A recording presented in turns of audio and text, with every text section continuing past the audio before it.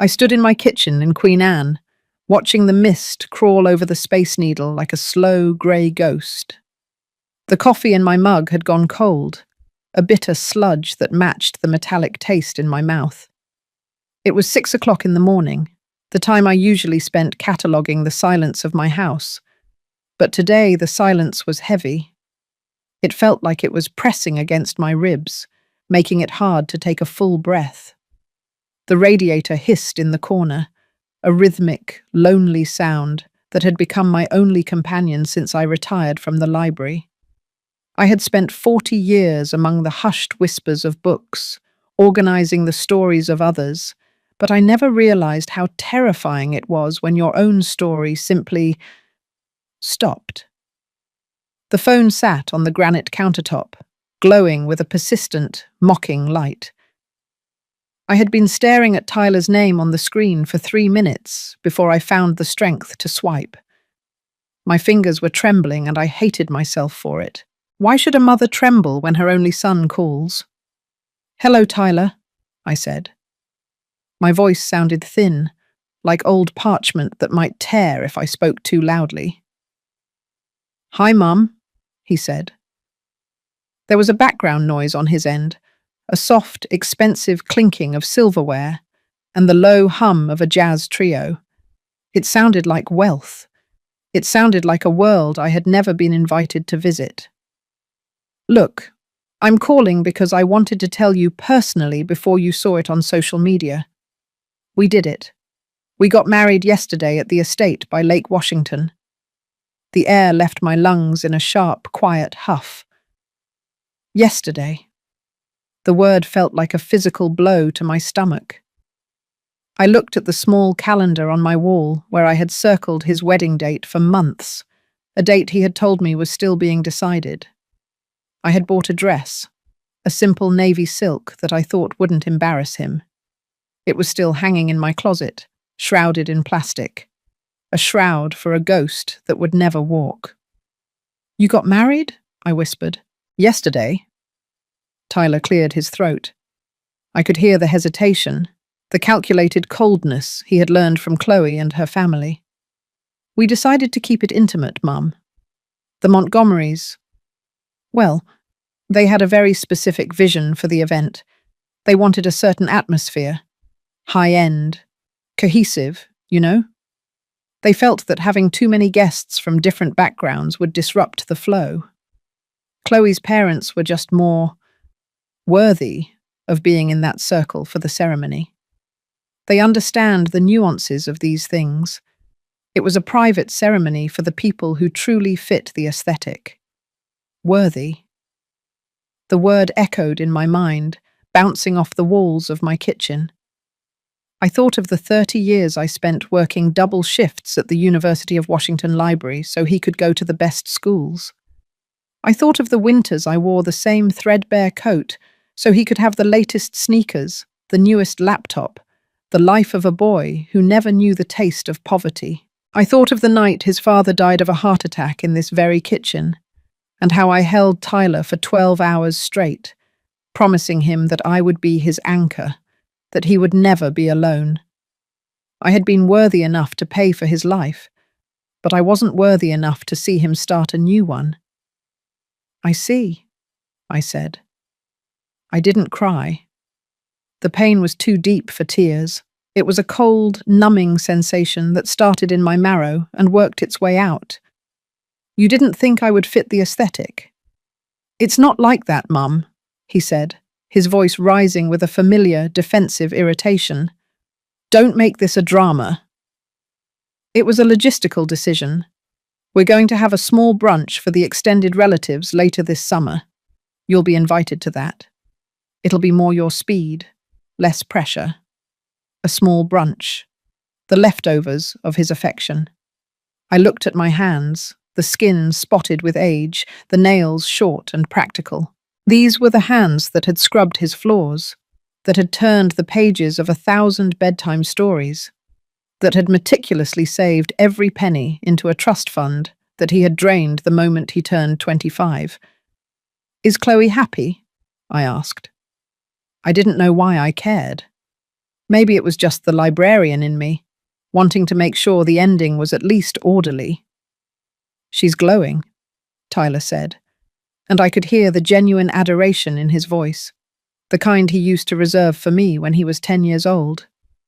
"But look, Mum, there's another reason I'm calling. The wedding was spectacular, but there was a bit of a snag with the financing. The Montgomerys, they had some issues with their liquid assets at the last minute. Some offshore accounts were frozen for a routine audit. It's nothing serious, just a timing thing." I closed my eyes. I knew what was coming. It was a script I had read too many times. "The venue and the catering need to be settled by noon today," he continued. "The total is $65,000. I told Chloe not to worry, that my mum always has my back. It's just a loan, obviously. Once the Montgomerys clear their audit, they'll pay you back with interest. I just sent the invoice to your email. You can do a wire transfer from your retirement account, right?" "It's urgent, Mum. The venue manager is being a real jerk about it. $65,000. The number hung in the air like a heavy curtain. It was almost exactly what I had left in my supplemental retirement fund. It was my safety net, the money I had set aside so I wouldn't have to ask him for help when my knees finally gave out, or when the roof of this old house started to leak. He was asking for my survival to pay for a party I wasn't good enough to attend." I checked my laptop. The email was there. An attachment from a luxury wedding planner in Bellevue. The logo was embossed, elegant, and the total at the bottom was written in a clean sans serif font that made the debt look almost beautiful. $65,000. For flowers that would wilt in a day. For champagne that people would forget the taste of by morning. For the worthiness of a family that couldn't even pay their own bills. "Mum, you still there?" Tyler asked. I thought back to a rainy Tuesday 20 years ago. Tyler was 12. He had wanted a specific suit for a school gala, a dark charcoal one that cost $300. I didn't have $300. I worked an extra 4 hours every night for a month, shelving books until my back screamed, just to see him walk out that door, feeling like he belonged. I remembered the way he looked at me then, with eyes full of pride, telling me I was the best mum in the world. Where did that boy go? Was he buried under the layers of Chloe's expensive silk and the Montgomerys' hollow prestige? "I'm here, Tyler," I said. I took a sip of the cold coffee. It was disgusting. "I'll look at the invoice." "Great. Thanks, Mum. I knew I could count on you." "I have to go. We're heading to the airport for the honeymoon." "Maui. We'll talk when we get back, okay? Love you." He hung up. The dial tone was a flat, dead sound. "Love you." The words felt like a transaction, a tip left on a table after a meal. I stood in the silence of my Queen Anne kitchen, the grey light of Seattle finally breaking through the clouds. But it didn't feel like morning. It felt like the end of a long, exhausting day. I walked to my living room and sat in the chair that used to be my husband's. The house felt too big. Every creak of the floorboards seemed to whisper the word, unworthy. I looked at the photos on the mantel. Tyler at graduation, Tyler at his first job, Tyler with Chloe at their engagement party, a party where I was tucked into a corner table near the kitchen, out of sight of the important guests. I had smiled then. I had told myself it was just how things were now. I had excused his neglect as ambition. I had excused his coldness as maturity. But $65,000 was not a request for help. It was a demand for a sacrifice. He wanted me to pay for the privilege of being erased. He wanted me to fund the very circle that had excluded me. I opened the email again. The invoice was detailed. $10,000 for floral arrangements. $15,000 for a 5-course plated dinner. $12,000 for a premium open bar. My eyes blurred as I read the line items. These were the prices of his new life. These were the costs of his worthiness. I remembered the smell of the library, the scent of old glue and dust. I remembered the hundreds of thousands of books I had carried over the years, the weight of them in my arms. I had built a life out of quiet, steady labor. I had built a home out of honesty and grit. And my son had turned it all into a currency he could spend on people who looked down on the very hands that had fed him. I went to the closet and pulled out the navy silk dress. I took off the plastic cover. The fabric was soft, expensive, a deep blue like the Puget Sound on a clear day. I had spent weeks finding the right shoes, the right pearl earrings. I had imagined the moment I would see him stand at the altar. I had imagined the look of love in his eyes when he saw his mother in the front row. I threw the dress on the floor. It crumpled into a heap of useless, beautiful silk. I realized then that I was not a person to them. I was a resource. I was a backup plan. I was the silent, invisible foundation that they felt entitled to build their towers upon. But even the strongest foundation can only take so much weight before it begins to crack. I sat at my desk and looked at my bank login, my retirement account. The balance was $68,412. If I paid this bill, I would have $3,000 left. $3,000 for the rest of my life. I thought about Chloe's mother, Evelyn Montgomery. I remembered the way she had looked at my house during the one time she visited. She had tilted her head, a pitying smile on her perfectly Botoxed face, and said, "Oh, it's so charmingly vintage, Martha. It must be so much work to keep up. I bet you're just dying to move into a nice managed condo." She wanted my house. She wanted my son. She wanted my silence. And Tyler was giving it all to her, piece by piece, dollar by dollar. I didn't do the transfer. I closed the laptop and walked back to the kitchen. I poured the cold coffee down the sink and watched it swirl away. I realized that for years I had been trying to fit into a story that had no character named Mom. I had been trying to buy my way into a heart that had been sold to the highest bidder. The phone buzzed again. A text from Tyler. "Mum, did you do it?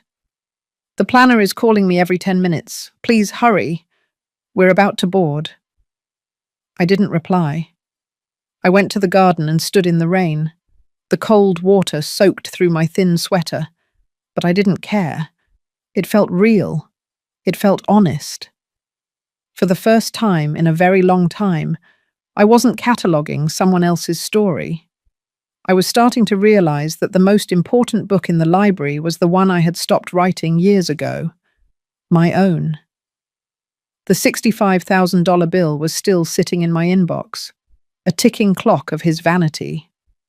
But as I stood in the Seattle mist, I knew that the price of worthiness was something I could no longer afford to pay.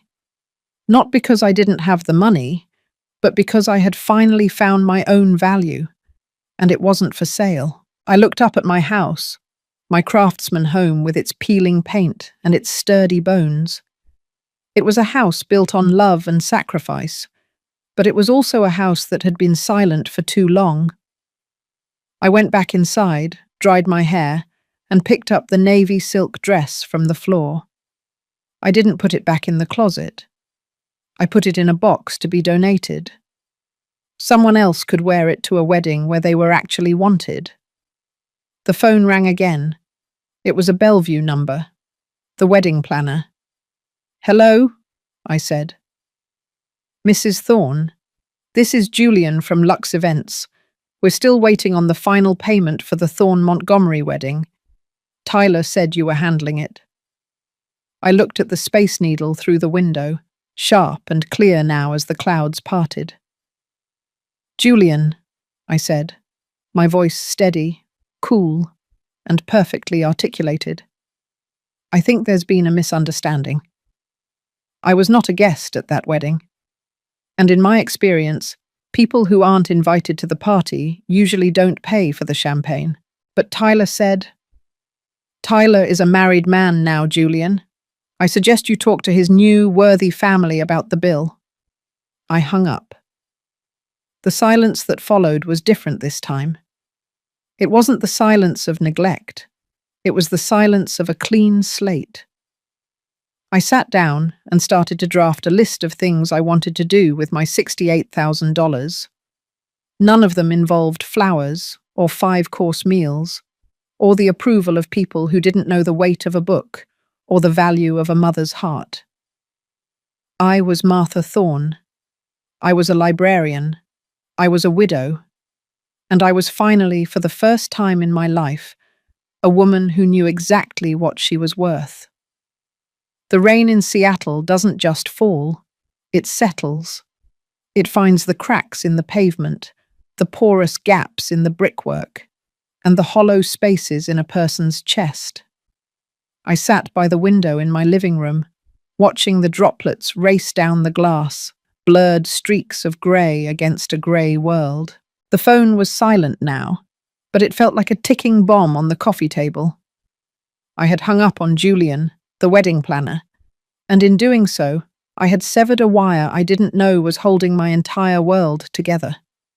For 40 years, I was the woman who shelved the books, who organized the chaos, who made sure every story had its proper place. But now, my own history was scattered on the floor, and the spine was broken beyond repair. I looked at my hands again. They were red and chapped from the cold morning air. My mind, unbidden, slipped backward, sliding through the decades like a film reel catching on a jagged tooth. 20 years ago. It was a Tuesday, much like this one, cold and unforgiving. Tyler was 12, a lanky boy with eyes that still looked at me as if I were the sun. He had come home with a flyer for the middle school gala, his face glowing with a desperate, quiet hope. He wanted a charcoal suit, not a hand-me-down from the thrift store on 15th, but a real suit, a $300 suit from the department store downtown. I remembered the weight of my bank balance that night, $14. I didn't tell him no. I never told him no. I took a second job shelving the late-night returns at the University of Washington Library and another 3 hours scrubbing the grease off the vents at a diner near the Ship Canal. I remembered the smell of that diner, rancid oil and cheap detergent, clinging to my skin, a scent I could never quite wash away. I worked until my back felt like a collection of rusted hinges. I worked until my eyes burned from the fluorescent lights and the fine dust of 1,000 old books. And when I finally walked into that store and counted out the crumpled 20s and 10s, I felt like a queen. I remembered the way he looked in that charcoal suit. He stood in this very living room, adjusting his tie in the mirror, his chest puffed out with a newfound dignity. He turned to me, his eyes wet with a child's unfiltered gratitude, and whispered, "Mum, you're the best. One day I'm going to buy you a castle. I'm going to make sure you never have to work again." That boy was a ghost now. He had been replaced by a man who saw my 30 years of labor not as a gift, but as a prerequisite. He had been replaced by a man who thought my retirement fund was just another shelf of books he could burn to keep himself warm. The phone vibrated. A notification flashed. It was an email from Tyler, but the subject line wasn't an apology. It was urgent, wire transfer instructions. I opened it. The audacity of the text made the room feel smaller. "Mum," Julian said there was a misunderstanding. "I don't have time for this. We are literally at the gate for Maui. Chloe is stressed out, and Evelyn, her mother, is already asking questions. Do you have any idea how embarrassing this is for me? The Montgomerys expect things to be handled with a certain level of professionalism. You're making me look like a child. Just do the transfer. I'll explain everything when we get back." Please, for once, don't be difficult. Don't be difficult. The words were a slap.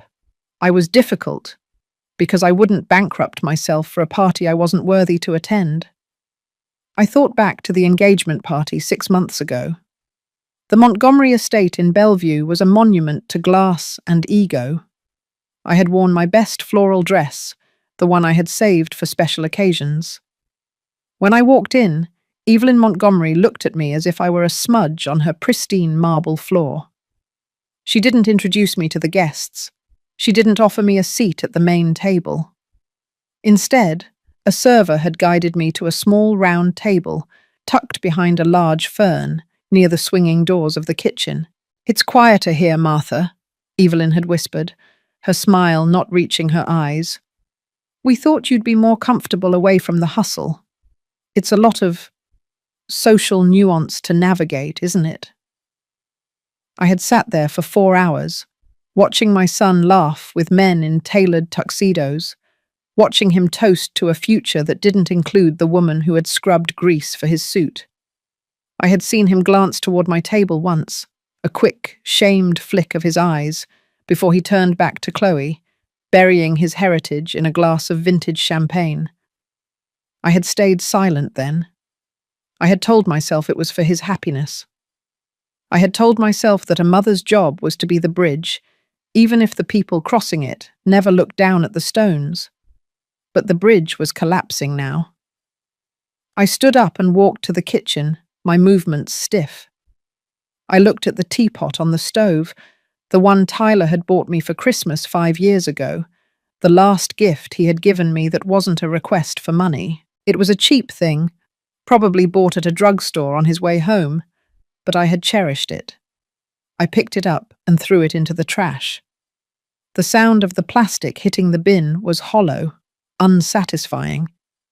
Why did he think I would say yes? Was it because I had always said yes?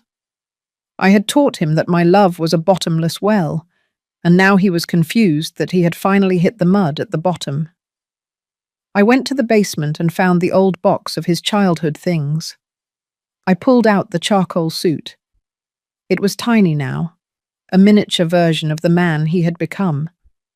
The fabric was stiff, the cheap polyester blend scratchy under my fingers. I remembered the blisters on my feet from that diner job. I remembered the way my heart had soared when he said he loved me. I realized with a crushing clarity that I had raised him to be a consumer of my soul. I had been so busy protecting him from the world that I had never taught him how to be a part of mine. The phone rang again. This time it wasn't a text. It was a call from Tyler. I knew he was at the airport. I knew he was probably pacing near the window, looking out at the planes, his face tight with a spoiled rage. I answered it. "Mom! What the hell?" he shouted. His voice was raw, stripped of the polite veneer he usually used. "Julian called me back. He said you refused to pay. He said you told him to talk to the Montgomerys. Do you have any idea what you've done? Evelyn is standing right here. Chloe is in the bathroom crying. This was supposed to be the best day of our lives, and you're ruining it over a stupid bank transfer." "The best day of your life, Tyler," I said, my voice sounding foreign to my own ears. It was steady. It was cold. It was the voice of a librarian telling a rowdy patron to leave. "I wouldn't know. I wasn't there." "Oh, for God's sake, we went over this. It was an intimate ceremony. It wasn't about you, Mum. Why do you always have to make everything about your feelings? The Montgomerys are people of status. They have a reputation to maintain. If this bill isn't paid, it's going to be all over the Seattle social blogs. Chloe will be humiliated. Is that what you want? To humiliate your daughter-in-law on her honeymoon?" "My daughter-in-law," I repeated. "The woman who hasn't spoken a single word to me in 3 months. The woman who looked at my house as if it were a landfill. I don't think she's worried about my opinion, Tyler. She's worried about the optics. And so are you. Mum, just pay the damn bill. I'll pay you back. I swear. Just drain the supplemental account. You don't even need that money right now. You're sitting in a house that's fully paid for. You have your pension. You're being selfish, Martha. You're being incredibly selfish. Selfish. The boy I had carried. The boy I had sheltered. The boy I had worked 3 jobs for. He was calling me selfish because I wanted to keep enough money to buy my own groceries when I turned 80. I looked at the Space Needle through the window, a sharp needle of light piercing the grey sky. Tyler, I said, and the silence on the other end was heavy with his expectation of my surrender. I shelved 100,000 books in my career. I organized the thoughts of geniuses and fools. And you know what the most common theme in every tragedy is? I don't care about books right now, Mum. The theme is hubris, I continued, ignoring him. The belief that you are the center of the universe and that everyone else is just a footnote in your story. You and the Montgomerys think you're worthy. You think wealth is a synonym for character. But worthiness isn't something you buy with a $65,000 catering bill. It's something you earn through loyalty. It's something you earn by showing up for the people who showed up for you. Are you done with the lecture? Because the gate is closing. I was done a long time ago, Tyler. I was done the moment you told me I wouldn't fit the aesthetic of your wedding. I was done the moment you asked me to fund a life that excludes me. I am not paying the bill. Not today. Not when you get back. Never. You're dead to me, he hissed. The venom in his voice was so pure it made my skin crawl. I hope you enjoy your money, Mum. I hope it keeps you warm in that dusty old house when you're all alone. Because you've lost your son. Over $65,000, you've lost your only family. No, Tyler, I said, a single tear finally breaking free and rolling down my cheek, not out of sadness, but out of a profound sense of relief. I lost my son a long time ago.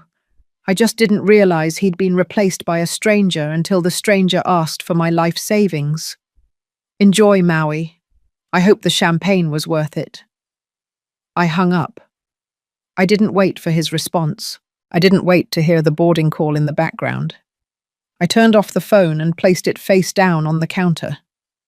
The silence returned to the kitchen, but it didn't feel heavy anymore. It felt clean. I looked at the calendar on the wall. I took a red marker, and I didn't just cross out the date. I tore the page off and threw it in the bin. I walked to the living room and sat back in the chair. I felt the physical weight of the memories of that diner, the library, the long nights of shelving. I had spent so many years trying to ensure that Tyler was worthy in the eyes of the world. I had polished him, dressed him, and funded him until he shone. But in my haste to make him look like a masterpiece, I had forgotten to check if the canvas was hollow. And it was. He was a hollow man, filled only with the borrowed prestige of a family that didn't even pay their own catering bills. I looked at the photos on the mantel. I saw the Montgomerys' faces in the background of the engagement photo. Evelyn with her tight surgical smile. Her husband Arthur with his cold, assessing eyes. They were a family of illusions. They were a family that lived on credit and vanity. And Tyler had traded a mother's ironclad devotion for a seat at their crumbling table. I realized then that the worthiness Tyler kept talking about was a debt that could never be settled. If I had paid the $65,000 today, there would have been another bill tomorrow. A down payment for a house in Laurelhurst, a luxury SUV, private school tuition for children who would be taught to be ashamed of their grandmother. I would have drained myself dry, drop by drop, and in the end, I would still be sitting behind the fern at the party, invisible and uninvited. The rain started to lash against the house now, a true Seattle storm. The wind howled through the eaves of my Queen Anne home, shaking the old windows. I stood up and walked to the kitchen. I realized I was hungry. I hadn't eaten since the call. I made myself a simple meal, toast with jam and a fresh cup of tea. It wasn't a 5-course plated dinner. It wasn't high-end or cohesive, but it was mine. As I ate, I thought about the wedding. I imagined the moment the Montgomerys would find out the bill was still outstanding. I imagined Julian calling the estate, demanding payment. I imagined the look on Evelyn's face when she realized her offshore audits wouldn't cover the cost of the flowers.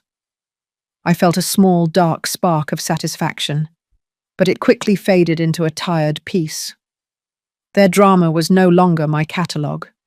Their stories were no longer on my shelves. I was Martha Thorne. I had $68,000. I had a house that smelled like old wood and rain. And for the first time in 30 years, I wasn't waiting for a boy to come home and tell me I was the son. I was my own son. I was my own anchor. I looked at the navy silk dress in the box by the door. I had spent so much time worrying about the flow and the atmosphere of a world that didn't want me. I had spent so much time trying to be worthy of a son who didn't even know the value of the hands that raised him. I went to the library that afternoon, not to work, but to read. I sat in the grand reading room of the Suzzallo Library, under the high, vaulted ceilings. I breathed in the scent of paper and wisdom. I realized that I had spent my life surrounded by the greatest stories ever told, stories of sacrifice, betrayal, and redemption. And in every one of them, the protagonist only truly finds themselves when they stop playing a supporting role in someone else's delusion. I opened a book of poetry. I read a line about the sea, about how it doesn't apologize for its tide. I smiled. I wasn't an aesthetic. I wasn't a logistical decision. I was a force of nature that had been harnessed for too long. When I walked home through the drizzle, my coat damp and my heart light, I saw a black SUV parked outside my house. My heart skipped a beat. Tyler?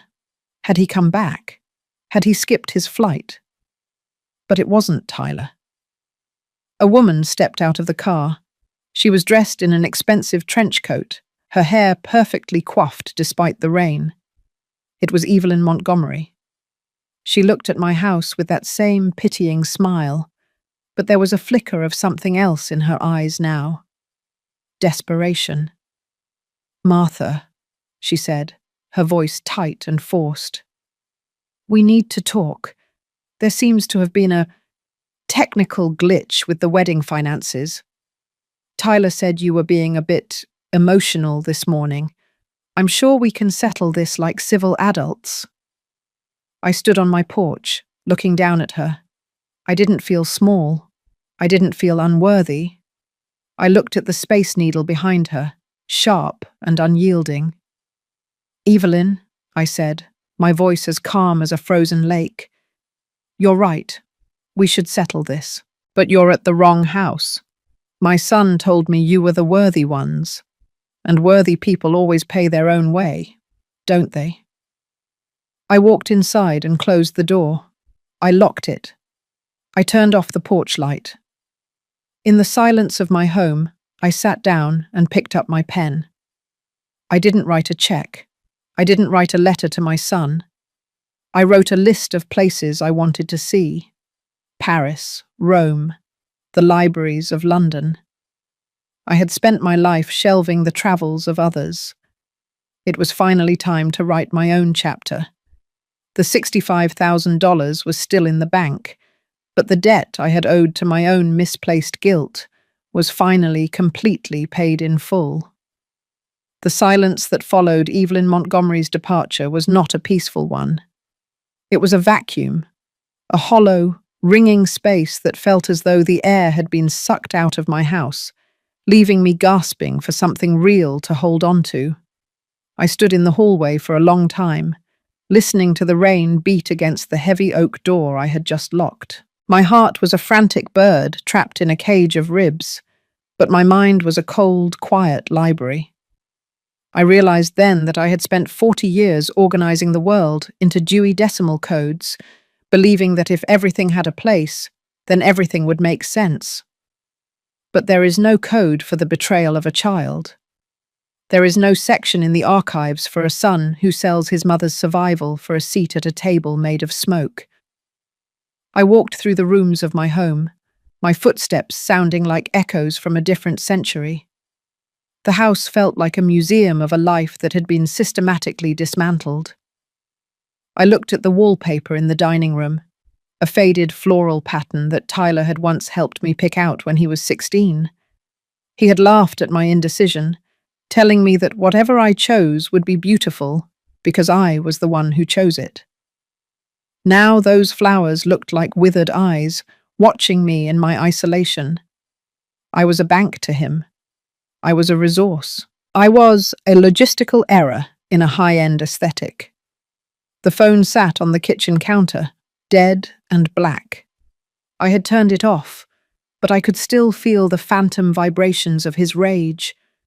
I could still hear his voice, that stranger's voice, calling me selfish. Selfish. The word tasted like copper in my mouth. I thought of the grease under my fingernails from the diner. I thought of the dust in my lungs from the library basement. I thought of the thousands of miles I had walked in sensible, cheap shoes so he could drive a car that cost more than my first decade of wages. The irony was a jagged blade. I had built a man who was now using the very tools I gave him to cut me out of his heart. Driven by a restless, gnawing need for clarity, I did something I had never done before. I put on my old raincoat, grabbed my keys, and drove out of Queen Anne. I didn't have a plan, only a destination. I drove toward the shores of Lake Washington, toward the neighborhood where the ceremony had taken place 48 hours ago. I needed to see it. I needed to see the atmosphere that was worth $65,000 of my blood and bone. The estate was a sprawling monument to glass and cedar, tucked behind high, ivy-covered walls. I parked my old Volvo across the street, a dented grey relic in a sea of pristine black pavement. The iron gates were closed, but I could see through the bars. The party was over. The worthy guests were gone. But the remnants were still there, like the bones of a feast left out for the vultures. I got out of the car and stood in the drizzle, looking at the lawn. There were white rose petals scattered across the grass, turning brown and soggy in the Seattle rain. A stack of rented chairs stood under a dripping canopy, their gold-painted frames looking cheap and garish in the daylight.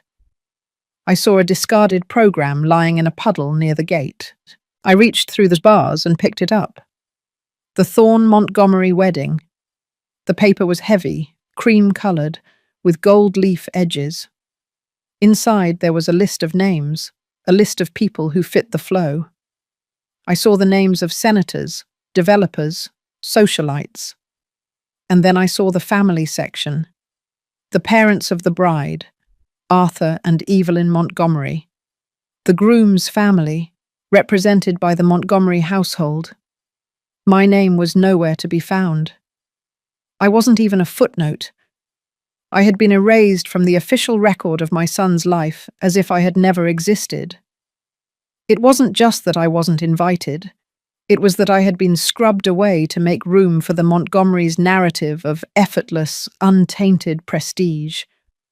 They wanted a groom who came from nowhere, a man who had sprung fully formed from a world of status, not a boy who was raised in a library by a widow with chapped hands. I stood there, clutching the soggy program, and felt a cold, deep fury settle into my stomach. It wasn't the hot rage of the morning. It was a librarian's fury, the kind you feel when you realize a precious volume has been intentionally defaced. I looked at the estate, at the towering windows that Tyler had boasted about, and I saw the hollow truth of it. This was the castle he had promised me when he was 12. He had bought it, but he had locked me outside the gates. I drove home in a daze, the wipers on my car clicking like a metronome for my grief.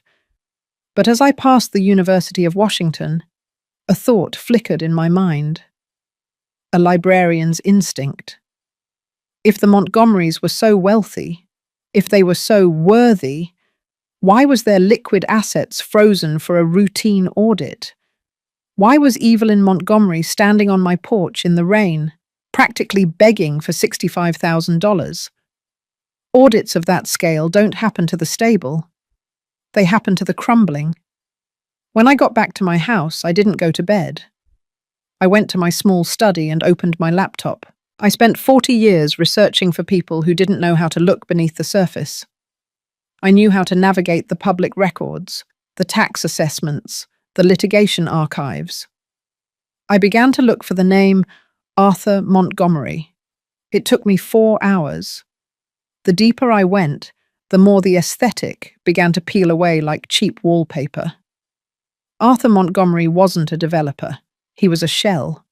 He owned a series of holding companies that were a tangled web of debt and litigation. I found a public notice for a foreclosure on a property in Laurelhurst, the very neighborhood where Tyler and Chloe were planning to buy a house. I found a tax lien from the IRS for nearly $500,000. And then I found the most telling piece of evidence. A lawsuit from a catering company in Oregon filed 6 months ago for a failure to compensate for services rendered. The Montgomerys weren't wealthy. They were grifters. They were a family of ghosts, living in a house of cards, desperately trying to find a new foundation to build upon. And they had found it in my son. They had seen his ambition, his hunger for a world he didn't understand, and they had groomed him to be the next line of credit. The $65,000 wasn't for a snag. It was the only way they could keep the illusion alive for one more day. They were using my retirement fund to pay for the mask they wore, while they looked down on me. I sat back in my chair, the blue light of the screen reflecting in my glasses. The betrayal felt even heavier now. Tyler hadn't just chosen a new family. He had chosen a lie. He had traded the ironclad, grease-stained truth of my life for a hollow, gold-leafed fantasy. And the most heartbreaking part was that he probably didn't even know. Or worse, he did know, and he was so desperate to belong to that fantasy that he was willing to bankrupt his own mother to keep the lie from shattering. I looked at the Space Needle through the window, a sharp, cold silhouette in the night. The rain had stopped, leaving a heavy fog that obscured the city. I felt like I was at the bottom of a deep, dark well. The void was absolute. My son was gone, lost to a world of shadows and debt. My house was empty. My bank account was intact, but my heart was a ruin. I thought about the brunch Tyler had mentioned. More your speed.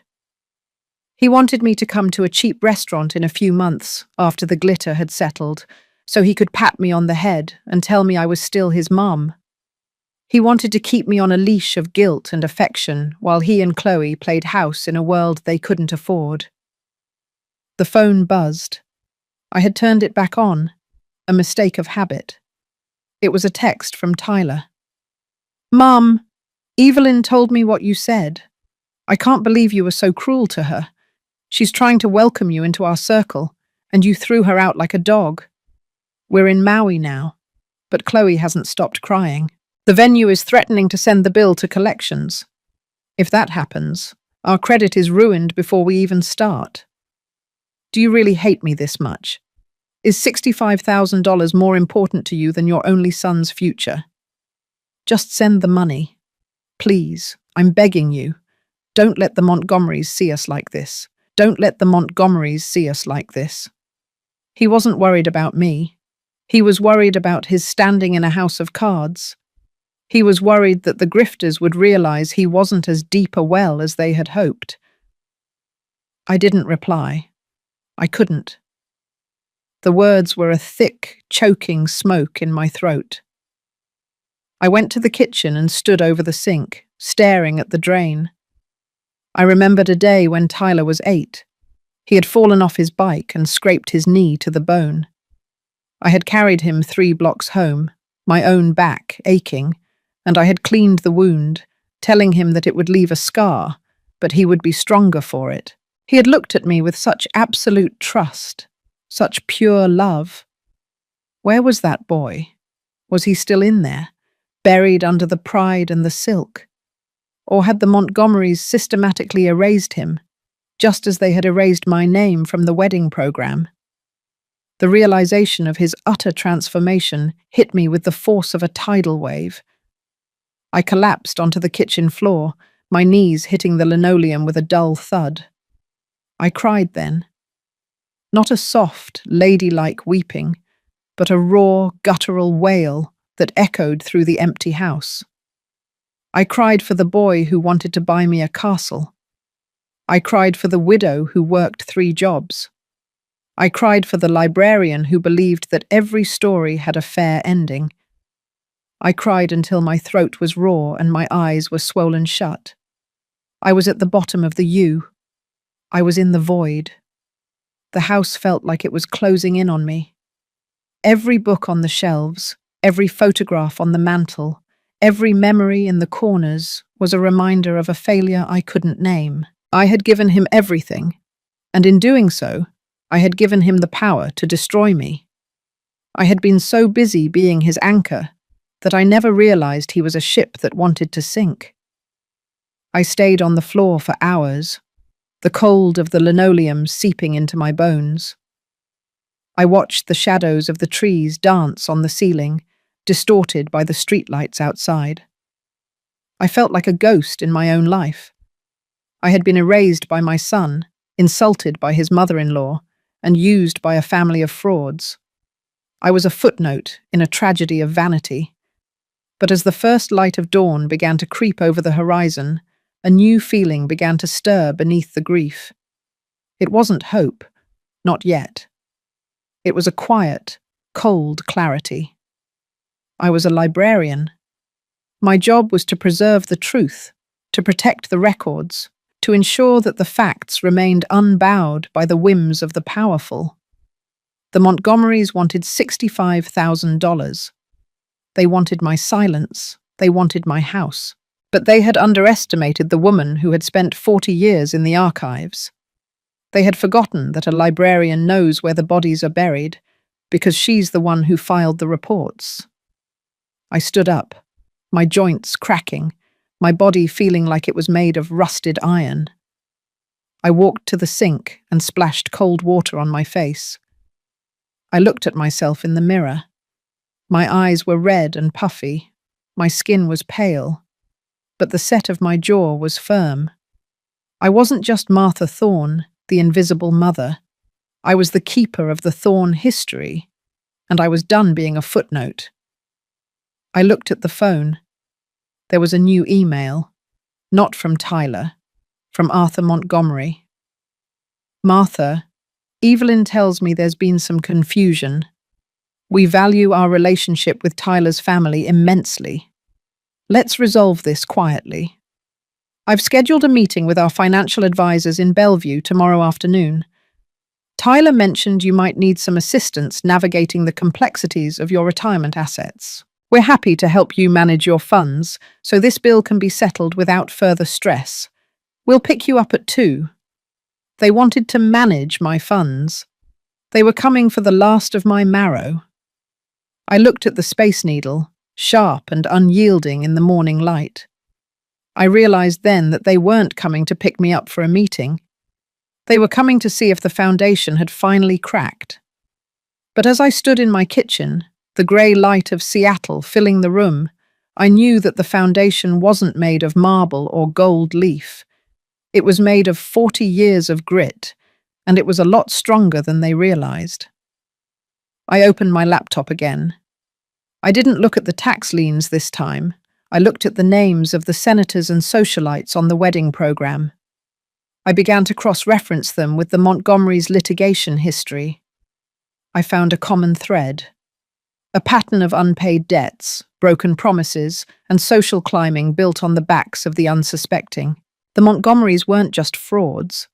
They were a plague, and Tyler had brought them to my door. The void was still there, a deep, dark hole in my heart where my son used to be. But the darkness was no longer empty. It was filled with a cold, library quiet purpose. I wasn't going to Maui. I wasn't going to a brunch. I was going to a meeting in Bellevue. And I was bringing the archives with me. I walked to the closet and looked at the box containing the navy silk dress. I didn't feel the urge to throw it away anymore. I pulled it out and looked at the deep, beautiful blue. It was the color of the water that surrounded my city, deep, cold, and capable of drowning those who didn't respect its power. I wasn't going to be the victim in their story. I was going to be the ending they never saw coming. I sat down and began to write. Not a check, not an apology. I began to write a letter to my old friend, Silas Vance. He was a retired accountant who specialized in forensic audits. He had been a regular at the library for 30 years, a man who loved the truth as much as I did. Silas, I wrote, I have a story that needs organizing. It's a tragedy of worthiness and debt, and I think it's time we audited the Montgomery household. I looked out at the Seattle morning, the fog finally lifting to reveal the jagged beauty of the city. The void was still there, but I was no longer falling. I was standing at the edge, looking down, and for the first time in a very long time, I wasn't afraid of the dark. I was the one holding the light. The morning air in Seattle was a sharp, biting cold that seemed to cut right through the craftsman's old wooden siding. I stood in my kitchen, watching the steam rise from my tea, my eyes fixed on the driveway. I had spent the last few hours of darkness sifting through digital archives, but now, as the grey light finally took hold of the city, I needed a witness. I needed someone who understood the language of numbers as well as I understood the language of books. Silas Vance was that man. He was 75 now, a retired forensic accountant who had spent 30 years coming into the library every Tuesday at 2 o'clock to read the financial journals. We had shared 1,000 quiet conversations over the decades, two people who found comfort in the order of things, he in the ledgers and I in the shelves. When his rusted blue sedan pulled into the driveway at 8 o'clock, I felt a flicker of something I hadn't felt in days. It wasn't hope, not exactly, but it was a solid ground, a bridge being built over the void. Silas stepped out of the car, his movements slow and deliberate, a thick leather briefcase clutched in his hand. He looked up at my house, then at me standing on the porch, and he gave a single, solemn nod. He knew. He didn't know the details yet, but he knew the weight of a story that had gone wrong. "Martha," he said as he reached the top step. His voice was like dry leaves, brittle, but clear. "You sounded like a woman who had found a ghost in the stacks when you called last night." "I found a whole cemetery, Silas," I replied, stepping back to let him in. "Please, the kettle is on." We sat at the heavy oak table in my dining room, the very table where I used to help Tyler with his homework, the table where I had sat in silence for 48 hours. Silas didn't ask for a preamble. He simply opened his briefcase and laid out his own laptop, his fingers hovering over the keys with the muscle memory of a man who had spent a lifetime hunting for the truth hidden between the lines. I handed him the soggy wedding program I had picked up from the Lake Washington estate and the printouts of the litigation I had found. "Tyler's new family," I said, my voice barely a whisper. "The Montgomerys. They say they are people of status. They say they are worthy." Silas adjusted his glasses, his eyes narrowing as he scanned the names. He didn't speak for a long time. The only sound was the ticking of the grandfather clock in the hallway and the distant hum of traffic on 15th Avenue.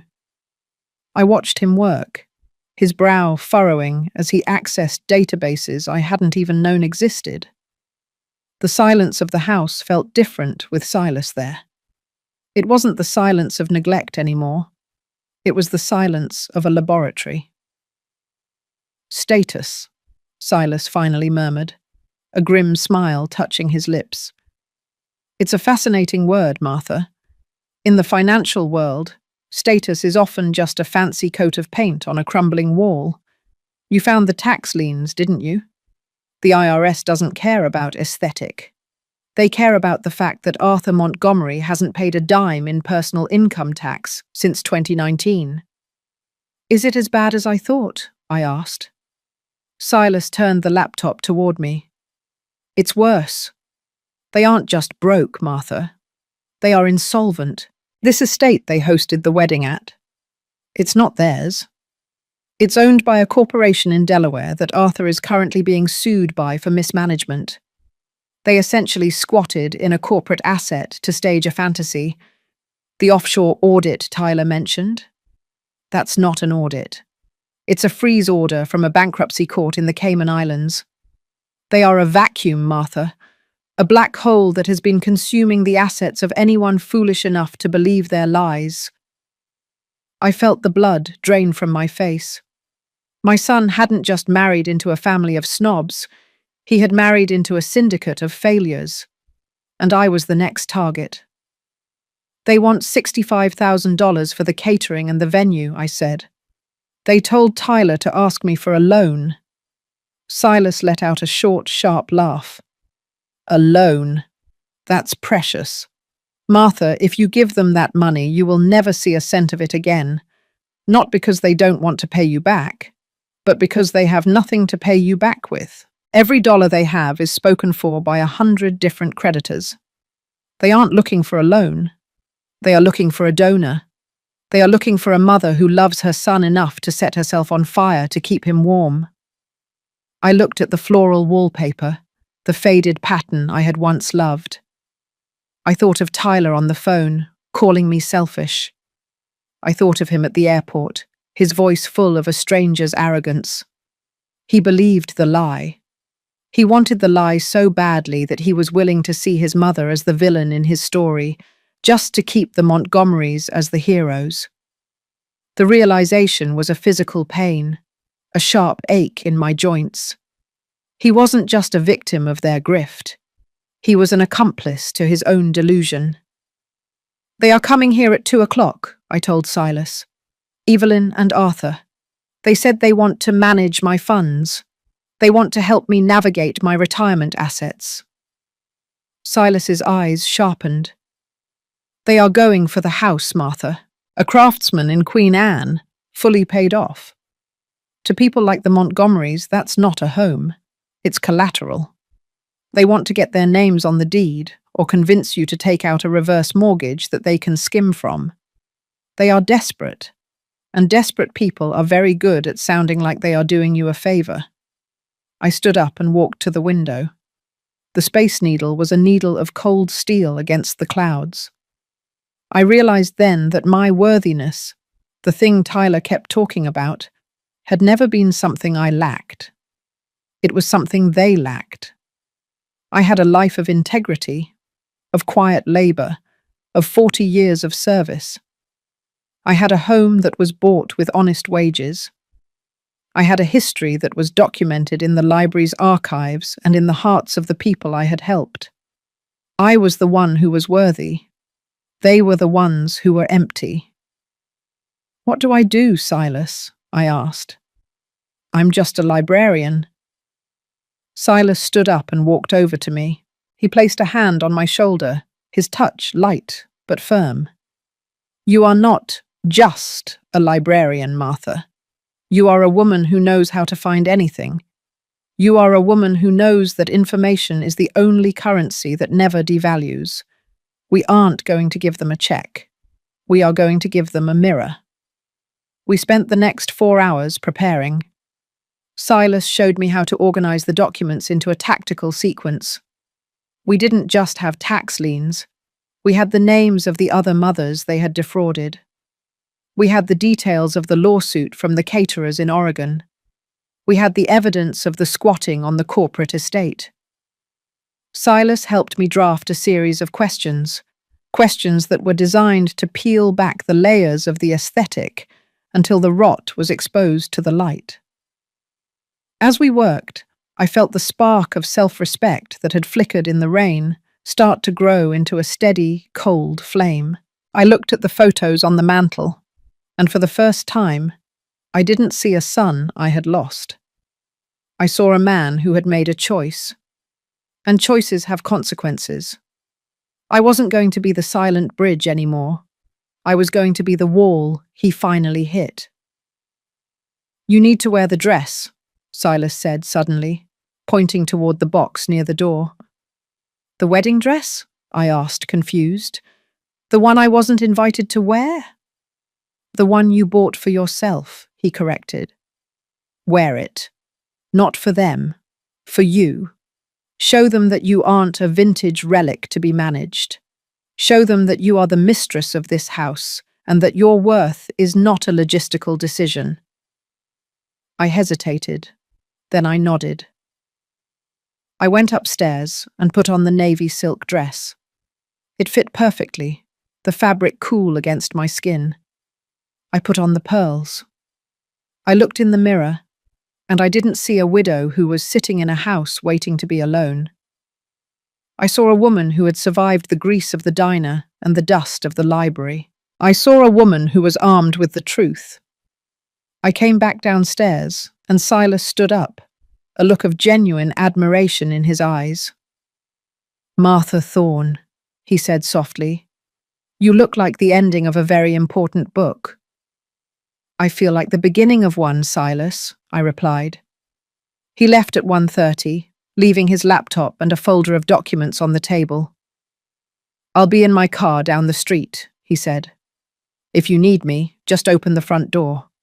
But I don't think you will. You've spent 40 years shelving the stories of the world. You know exactly how this one ends." I stood in the center of my living room, the silence of the house now filled with an electric, tactical energy. I looked at the clock. 1:45. At 2 o'clock, the Montgomerys would arrive in their black SUV. They would walk up my porch steps with their pitying smiles and their predatory intent. They would try to manage me. They would try to turn my retirement into their liquid assets. I realized then that Tyler's words, "The Montgomerys are people of status," were the ultimate tragedy. He had confused fame for excellence and wealth for value. He had looked at the gold leaf on the program and hadn't seen the soggy paper beneath it. He had wanted a mother who was an aesthetic, but he had a mother who was a vault. And today, the vault was going to open. I went to the kitchen and made a fresh pot of tea. I set out the cups, the good ones, the ones that had been in my family for generations. I didn't feel the phantom vibrations of the phone anymore. I didn't feel the weight of Tyler's unworthy label. I felt like a librarian who had finally found the missing volume in a long dormant collection. I was ready. As I heard the crunch of tires on the driveway at exactly 2 o'clock, I didn't flinch. I stood by the window and watched Evelyn Montgomery step out of the SUV. She was wearing a different coat today, a cream-coloured wool that probably cost more than my first year of library wages.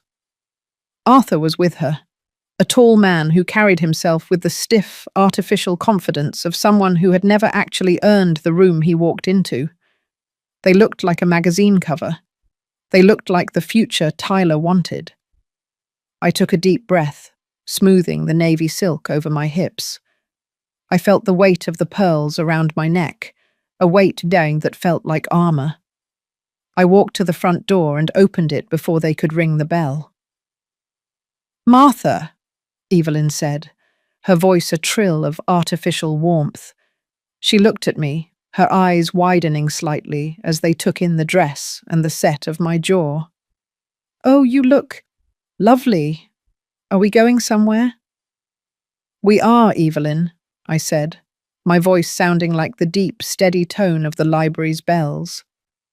"We're going to have a conversation about worthiness. Please, come in." They walked into my home. their eyes immediately scanning the room, assessing the value of the furniture, the state of the paint, the liquid assets of a woman they thought they had already conquered. I guided them to the dining room, to the table where Silas's folders were laid out like a battle plan. "Tyler is so worried about you, Martha," Arthur said, taking a seat without waiting to be asked. "He told us you were having a difficult time with the wedding finances. We understand. It's a lot to process at your age, but Evelyn and I are here to help. We have a team in Bellevue that specializes in this kind of transition." "A transition," I repeated, sitting at the head of the table. "That's an interesting word, Arthur. Transition from what to what?" Evelyn leaned in, her smile tight. "From a house that's too big for you, dear. From assets that are just sitting there, doing nothing. We can help you put that money to work. For Tyler, for Chloe, for the family you're finally a part of." I looked at her, at the surgical precision of her face, and I felt a profound sense of pity. She was a ghost, haunting a life she couldn't afford. She was a grifter who had finally met a woman who knew how to check the records.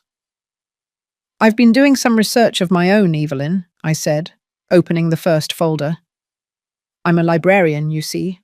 I'm very good at finding things that people have tried to shelf in the dark." The room went cold. Arthur's confident posture shifted, just a fraction. Evelyn's smile faltered, her eyes darting to the folder.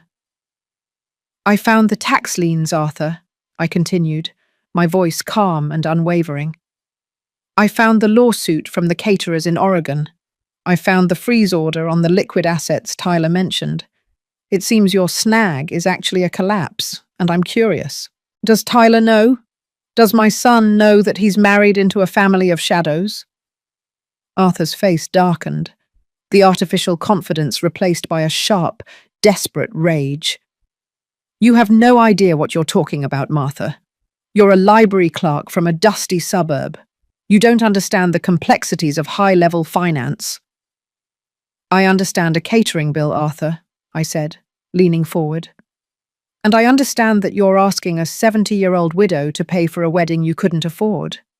I understand that you're trying to steal my home to pay for your vanity. And I understand that my worthiness is something you will never, ever be able to afford." The silence that followed was absolute. The Space Needle stood outside the window, a sentinel in the grey. I wasn't falling into the void anymore. I was the one holding the mirror, and for the first time in their lives, the Montgomerys were being forced to look at what was left when the aesthetic was stripped away. I was Martha Thorne. I was a librarian, and I was finally, completely worthy of myself. The drive across the Evergreen Point floating bridge toward Bellevue felt like crossing into a different country. Behind me lay Seattle, with its mist-shrouded hills and the honest, peeling paint of my Queen Anne home. Ahead lay a city of glass towers and manicured perfection, a place where wealth was the only dialect spoken, and where people like me were usually meant to be seen, but not heard, if we were seen at all. I sat in the back of the Montgomery's black SUV, my navy silk dress rustling against the leather seat, a sound that felt sharper than the silence inside the car. Arthur was at the wheel, his knuckles white as he navigated the afternoon traffic, while Evelyn sat beside him, her neck rigid, staring straight out the windshield. The air in the car was thick with the scent of expensive perfume and the acrid metallic tang of desperation. They had come to my house to manage me, but I had brought them to Bellevue to end the story. I looked out at the grey water of Lake Washington. 25 years ago, I had brought Tyler to these shores for a picnic. We didn't have much, just some ham sandwiches and a thermos of apple juice, but we had spent the entire afternoon building a fortress out of driftwood and rocks. I remembered his small, muddy hands as he piled stones on top of one another, declaring that it was a castle for the Queen of Books. He had promised then that no dragon would ever touch me. Now the boy who built me a castle of driftwood was waiting in a high-end cafe, ready to burn my actual life down so he could keep his seat in a fortress made of debt. We arrived at the cafe, a place called the Gilded Leaf, which was exactly the kind of establishment where the Montgomerys felt they belonged. It was all floor-to-ceiling glass and gold accents, with servers who moved like silent shadows. Tyler was already there, sitting at a corner table with Chloe. They were supposed to be in Maui, but the financial crisis had evidently dragged them back from paradise early. Tyler looked exhausted, his expensive linen shirt wrinkled, his hair uncharacteristically disheveled. Chloe was huddled in her chair, her eyes red-rimmed, clutching a designer handbag as if it were a life raft. When they saw me walk in with the Montgomerys, Tyler stood up so quickly, his chair scraped harshly against the marble floor. "Mom," he said, his voice a mix of relief and a jagged, defensive anger. "Thank God. Evelyn said you were coming around. We've been sitting here for 2 hours waiting for the wire confirmation."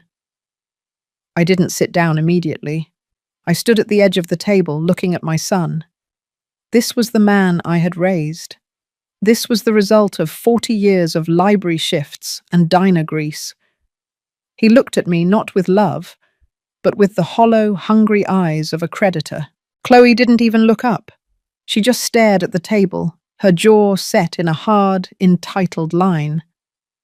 "Sit down, Martha," Evelyn said, her voice reclaiming its trill of artificial authority.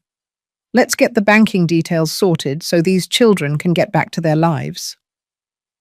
I sat. I placed the folder Silas and I had prepared on the table. It was a simple manila folder, but it felt as heavy as a lead weight. Inside was the mirror. "Tyler," I began, my voice steady, sounding as resonant as a tolling bell in the sterile quiet of the cafe. "I've spent the last 3 days thinking about worthiness. You told me I wasn't worthy of your ceremony. You told me the Montgomerys were people of status. You asked for $65,000 to fund an aesthetic that I didn't fit into." Tyler sighed, a sharp, impatient sound. "Mum, we've been over this. It was a logistical decision. Can we just talk about the transfer? The venue manager is threatening to call the police for theft of services. Chloe's father, Arthur, is trying to facilitate things, but we need the liquid capital now." I looked at Arthur, who was leaning back in his chair, trying to project a calm he didn't possess. I looked at Evelyn, whose hand was trembling as she reached for her latte. "I'm not doing the transfer, Tyler," I said. The silence that followed was absolute. It was as if the jazz music in the background had simply stopped. Tyler's face turned a deep, mottled red. Chloe finally looked up, her eyes wide and full of a sharp, predatory shock. "What?" Tyler hissed, leaning across the table. "Mum, you promised. You said you'd look at the invoice. Are you trying to destroy me? This is $65,000. If you don't pay this, our reputation in this city is finished. Chloe's family. They have a standard to uphold." "A standard," I repeated, opening the folder. "Let's talk about that standard, Tyler. Since you feel I'm too vintage to understand high-level finance, I had an old friend help me organize some records. I wanted to make sure I was being professional about my investment." I pulled out the first document, the IRS tax lien on Arthur Montgomery's personal assets. I slid it across the table toward Tyler. "Arthur hasn't paid income tax in 4 years, Tyler," I said, my voice quiet but unyielding. "His liquid assets aren't frozen for an audit. They don't exist. They haven't existed for a very long time." Tyler looked at the paper, his eyes darting across the numbers. He looked at Arthur, then back at me. This must be a mistake, a clerical error." "There are no clerical errors in the archives, Tyler," I said. I pulled out the next document, the foreclosure notice for the Laurelhurst property. The house you were planning to buy, the one Evelyn said was a family tradition. It's been in foreclosure since February. The Montgomerys aren't your benefactors, son. They are drowning. And they brought you into the water so they could use your mother as a buoy. Chloe stood up, her face a mask of fury. How dare you? You're a library clerk. You're nothing. You have no right to dig into our private business. Tyler, tell her to stop. Tell her to pay the bill and leave. Sit down, Chloe, I said, not even raising my voice. The authority of 40 years of managing a public space was in that command. She sat, her mouth open in a silent, shocked gasp. I looked back at my son. They squatted in a corporate asset for your wedding, Tyler. The estate by Lake Washington isn't theirs. They are being sued for mismanagement by the holding company in Delaware. The $65,000 isn't a loan. It's the cost of a lie. And you wanted me to pay for it. You wanted me to bankrupt my retirement so you could pretend to be someone you aren't for people who don't exist. Tyler was staring at the folder now as if it were a serpent. He looked at Evelyn, who had turned away, her face hidden behind her perfectly coiffed hair. He looked at Arthur, whose face was a grey, defeated void. The status was gone.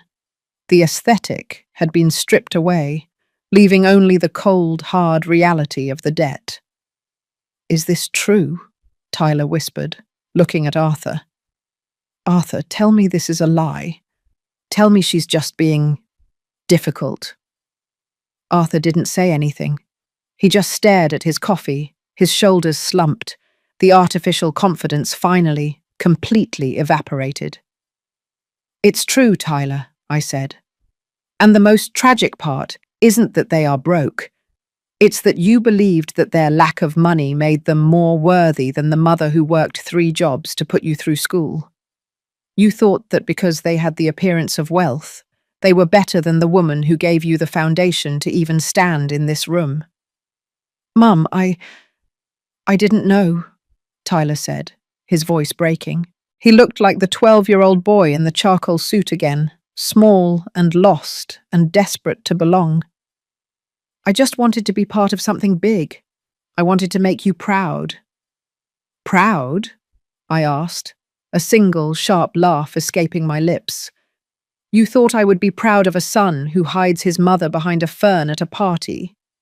You thought I would be proud of a man who calls his mother selfish for wanting to survive. You confused prestige for pride, Tyler. And in doing so, you lost the only person who actually owned the room you were standing in." I pulled the invoice from the wedding planner out of my purse, the $65,000 demand.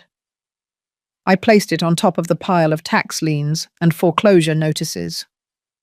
"Here," I said, sliding it toward him. "I'm not paying it. I'm not handling your snag. I am a retired librarian, Tyler. My liquid assets are for my house, my healthcare, and my peace. If you want to fund this fantasy, you find the money, or you tell the world the truth. You tell Julian and the venue manager that the worthy Montgomerys are insolvent. You tell your bride that the castle she wanted is a ruin." "Mum, please," Tyler begged, reaching for my hand. I pulled it away. His touch felt like the same cold, manipulative pressure as Julian's phone calls. "They'll take the house. They'll sue us.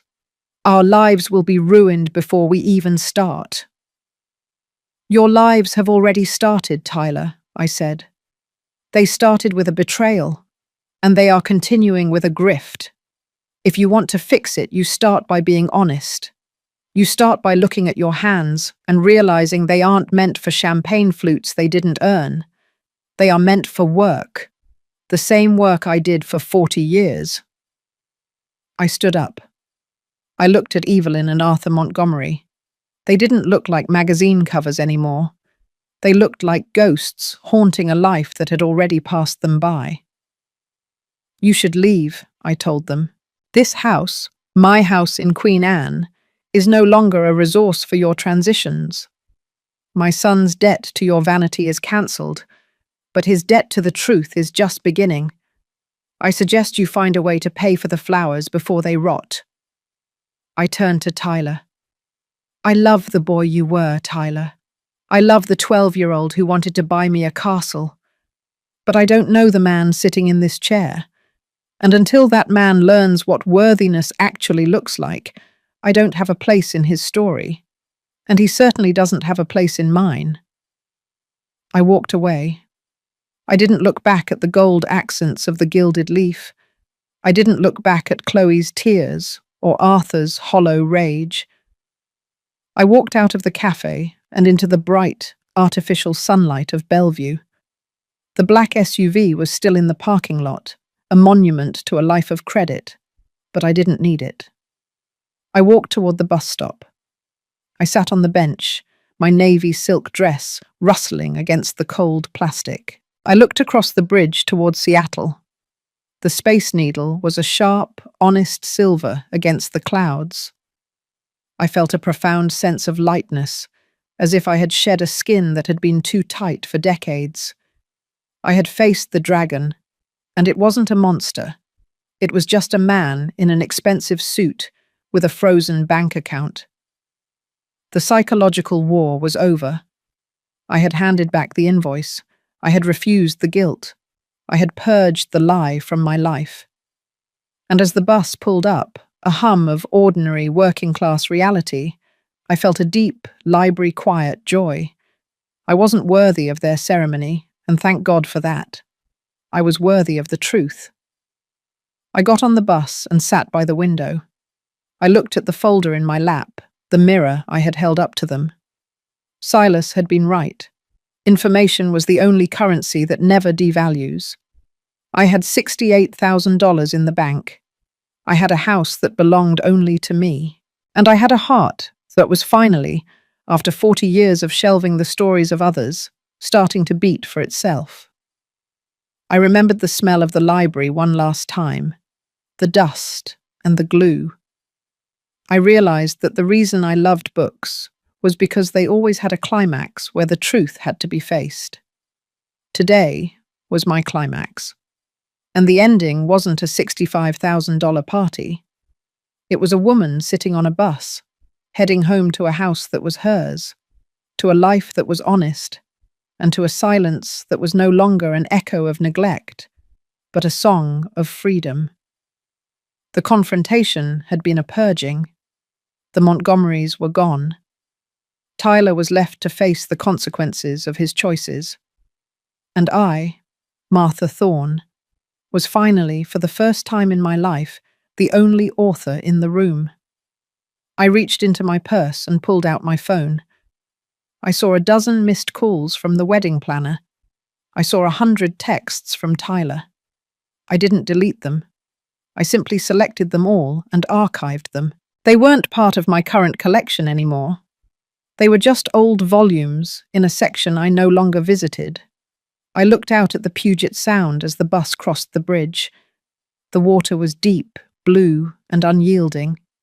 It didn't apologize for its tide, and neither would I. Worthiness wasn't a logistical decision. It was a state of being.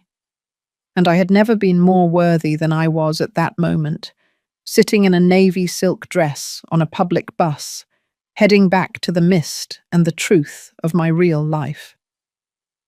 The bus ride back to Queen Anne felt like a slow, rhythmic debridement of my soul.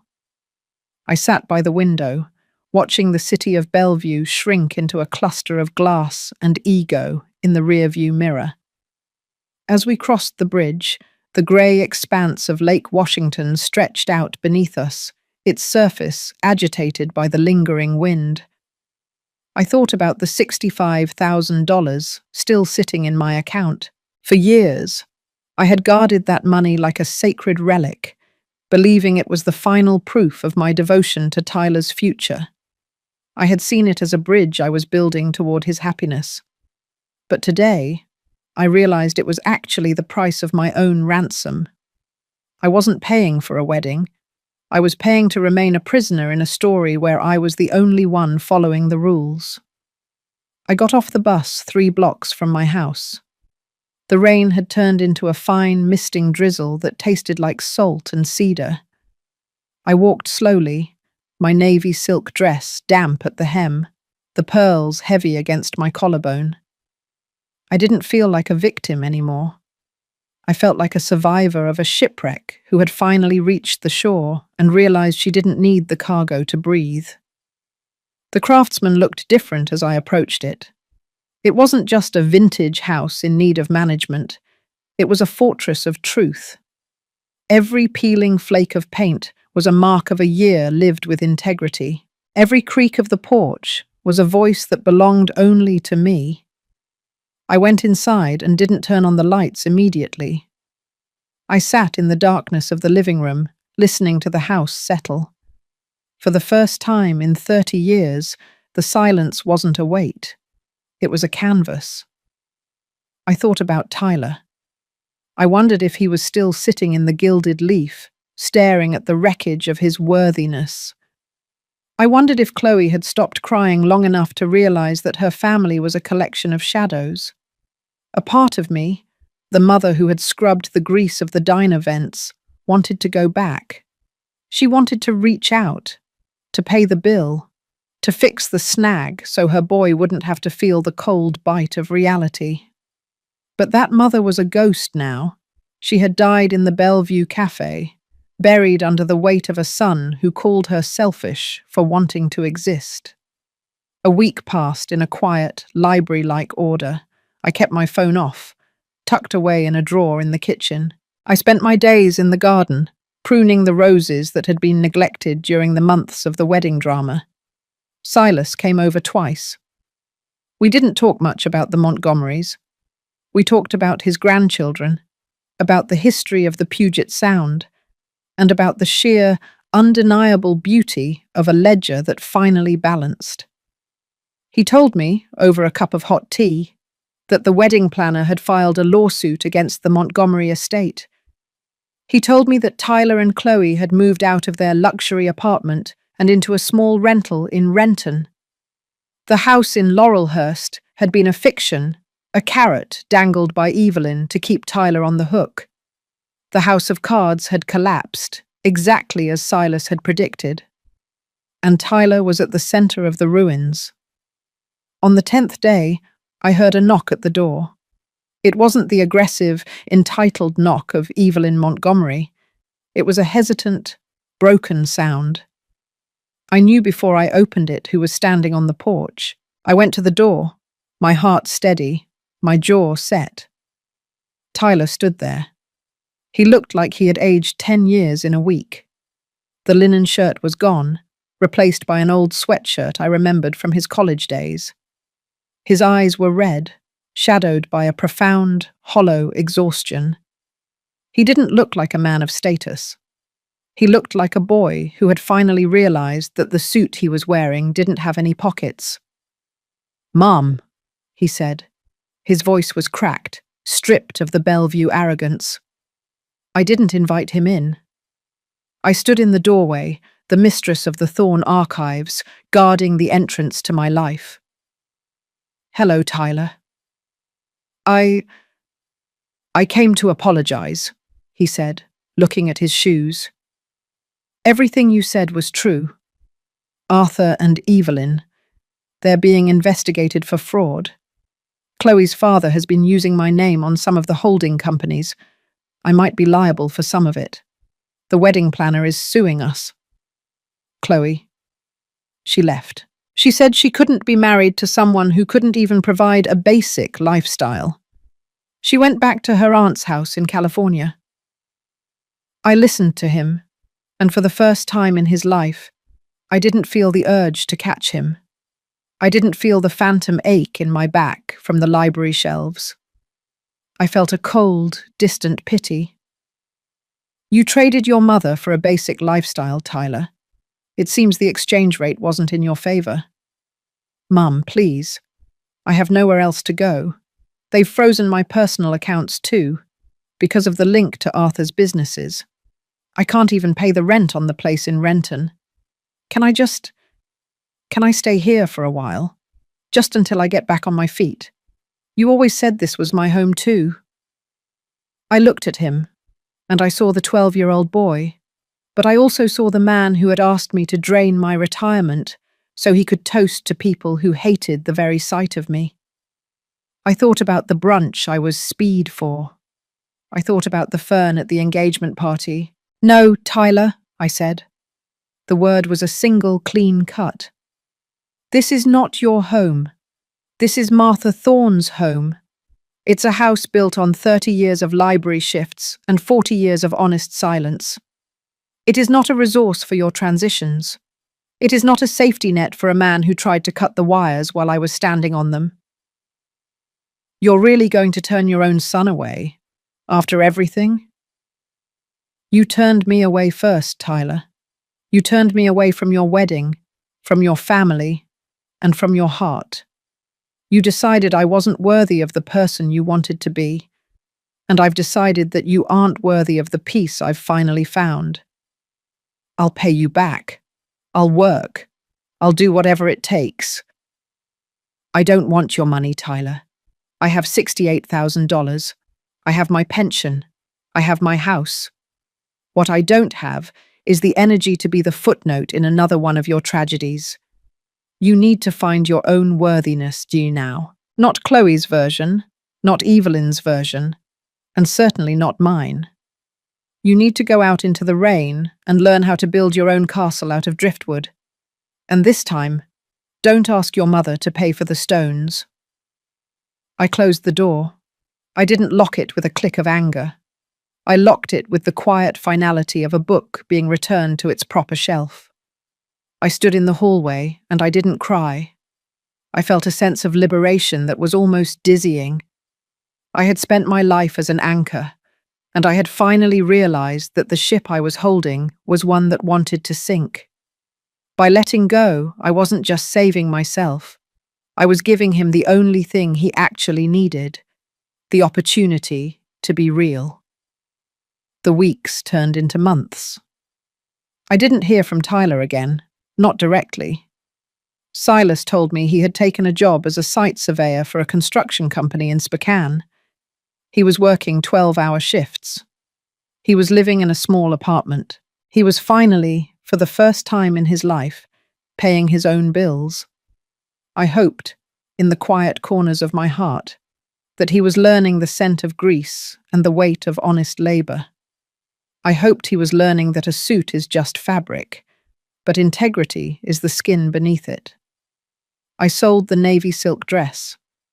I used the money to buy a first-class ticket to London. I realized that I had spent 40 years shelving the travels of others, and it was finally time to see the libraries of the world for myself. I spent 3 weeks in the British Library, breathing in the scent of centuries of stories. I walked through the ruins of Rome and realized that even the greatest empires fall when they are built on shadows. When I returned to Seattle, the mist was still there, crawling over the Space Needle, but it didn't look like a ghost anymore. It looked like a veil being lifted. I sat in my garden, the roses in full bloom, and I realized that the scar on my heart was not a mark of shame. It was a mark of survival. It was the price I had paid to finally, completely belong to myself. I looked at the Space Needle, sharp and unyielding against the clouds. I realized that my value was never a logistical decision. It was never an aesthetic. It was a steady, quiet light that had been burning in the library stacks and the diner grease all along. I was Martha Thorne. I was a librarian. I was a survivor.